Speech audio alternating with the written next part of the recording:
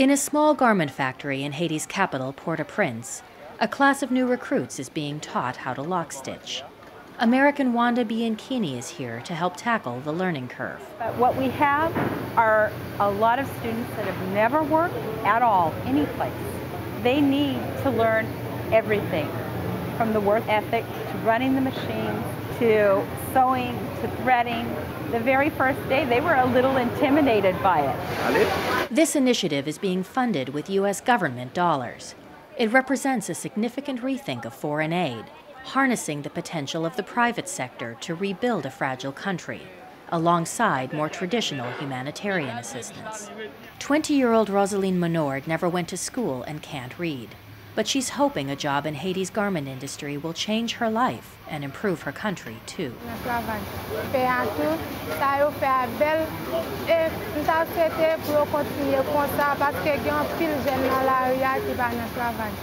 Haiti is still a struggling country, to be sure, but for the first time in years, there is a palpable feeling of hope here. And ground zero is this industrial park, where factories mothballed during years of instability are now being brought back to life.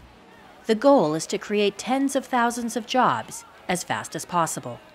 From the 1960s through the 1980s, under the dictators Papa Doc and his son Baby Doc Duvalier, Haiti was known for assembling garments for the U.S. market.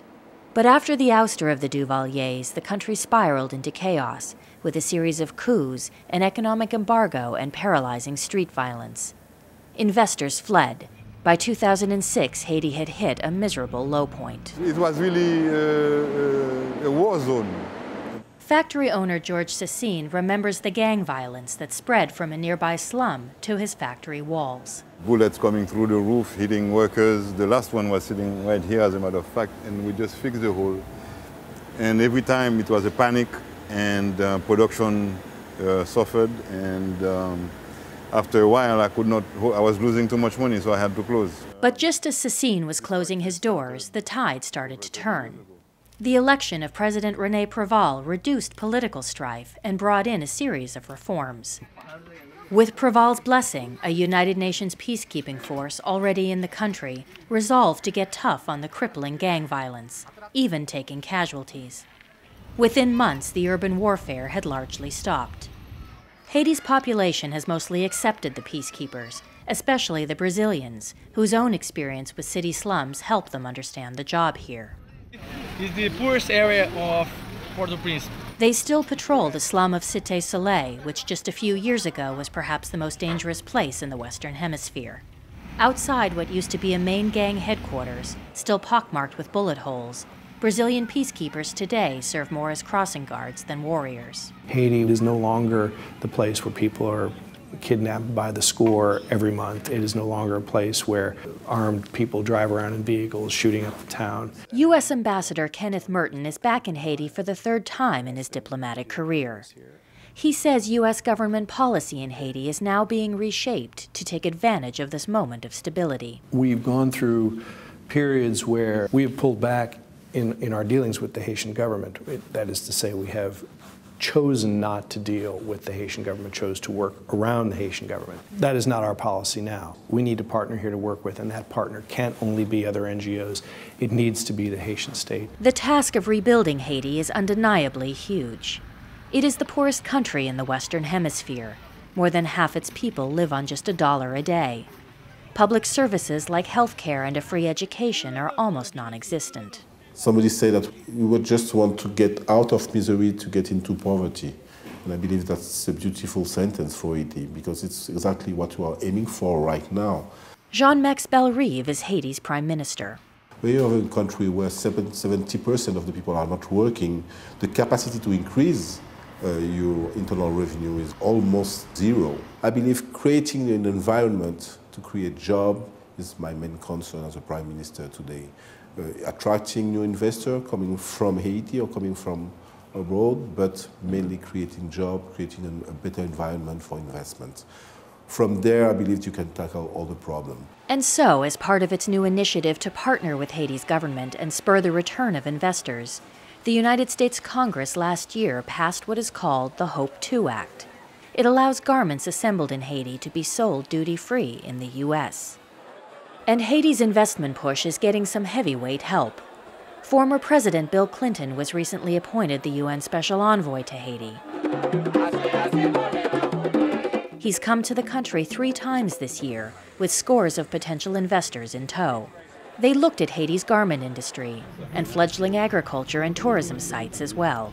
We know that this is a great opportunity not only for investors to come and make a profit, but for the people of Haiti to have a more secure and more broadly shared prosperous future. The whole of Haiti's budget could not have bought that kind of support as advertising, as exposure. President Clinton knocks on somebody's door and tells them, why don't you put 1% of your business in Haiti? That person is going to listen. Clinton's support and the HOPE legislation are keeping Haitian businessman George Sassine busy. Wait for me in Mr. Oscar's office. He's now the official local point person for this new investment, and his phones haven't stopped ringing, even during our interview. We have 5 different people who have 5 different potential industrial park sites. So I have to be like a dispatcher. Investors from Brazil, from Ireland, and from Korea coming one after the other. So it's been very hectic, believe me. But it's a good problem to have. But all this promise of Haiti's expanding garment industry, even if it lasts, isn't enough to pull this country entirely back from the brink. That's in large part because more than 60% of the population here lives in the countryside and risks being left out of Haiti's moment of hope as investment money gets funneled into the city. The idea to get this Clinton as a leader to put attention and to orient attention toward Haiti is key.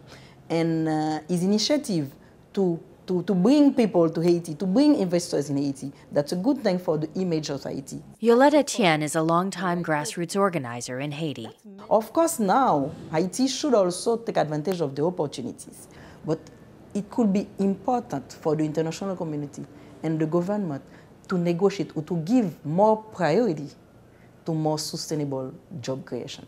In particular, Etienne says she wants to make sure the tougher but ultimately more promising area of agricultural development doesn't get sidelined in favor of quick-fix garment jobs. Everything should be done to improve the land and to see how that can be used and that can be developed in a more rational way. If we don't try to attract resources towards the rural area, we won't be able to manage the situation in this country. We won't be able to create richness in this country. A U.S.-funded project just outside the capital shows early promise, restoring a 1930s-era irrigation system that was buried under decades of silt and mud, so that it can once again feed nearby fields. By providing jobs, Etienne feels programs like this might also help keep the rural population from flocking to the miserable city slums that sprung up during the last garment boom. The first round of a foreign investment in Haiti was in the 60s. And that was really influenced a lot the migration in this country. And that created Cité Soleil. Because when they get this factory in this area of the airport, and people coming from the rural area and to stay in Cité Soleil in these abject conditions. If we repeat the same things, we'll get the same result. Etienne also worries the clothing industry will repeat its past labor abuses. It's about some ethics with these investors, how they will respect some ethics, because of course it's about profit, but profit not based on exploitation of the Haitian population. The minimum wage here was just raised to $3 a day. That's still less than half what similar jobs pay just across the border in the Dominican Republic. But it isn't stopping Haitians from lining up for interviews. Right now, the needs are so great here in terms of employment, any employment, really. I understand the needs that people see in terms of making sure that workers are treated fairly and are compensated fairly. Those are part of the provisions that are in the HOPE bill, where Haiti has agreed to allow representatives from foreign labor organizations into the factories to look to make an assessment of how these workers are being treated. Any development, be it urban or rural, will rely on continued stability. And there are worries. The United Nations peacekeeping force won't stay here forever, so it's focusing on rehabilitating and expanding Haiti's police force to one day, perhaps soon, take its place. It's a tall order to find, vet, and educate the 14,000 new officers needed. And there currently aren't enough weapons for them anyway. A recent training exercise focused on protecting the country's political leaders from potential attack.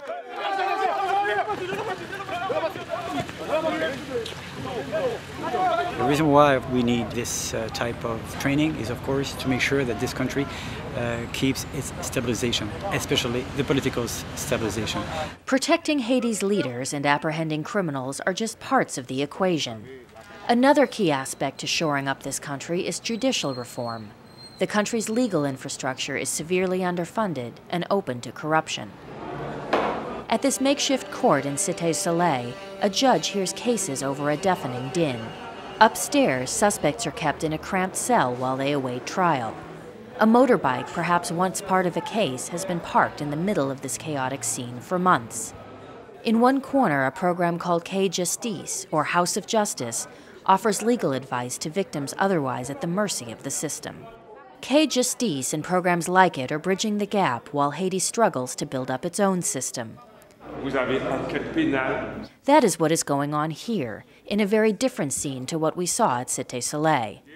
With support from the UN mission, judges from all across the country attend a 6-week training session on topics ranging from ethics to legal procedure. Lionel Bourgoin is the director here. You know, without justice, we cannot have security and we cannot have development. Security, justice, and development, they are matching together. So we need to have good judges, well-trained, competent to do their job, and we will have more security in the country.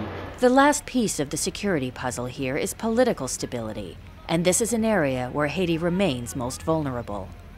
Tensions heightened recently when 15 political parties, including that of deposed but still popular former President Jean-Bertrand Aristide, were banned from elections coming up next February. Election periods in Haiti have often been turbulent periods. If we have serious problems with the election results that give to, say, potential investors the perception that Haiti is perhaps entering another period of instability, that will cost Haitians dearly, I'm afraid. U.S. Ambassador Mertens says bluntly, Haiti doesn't have many more chances to get this right. We really need them to understand that this may be the last time that they are going to have this level of international community interest and willingness to help out, particularly financially, quite honestly. Is this maybe the last time donors are really going to put so much effort into Haiti?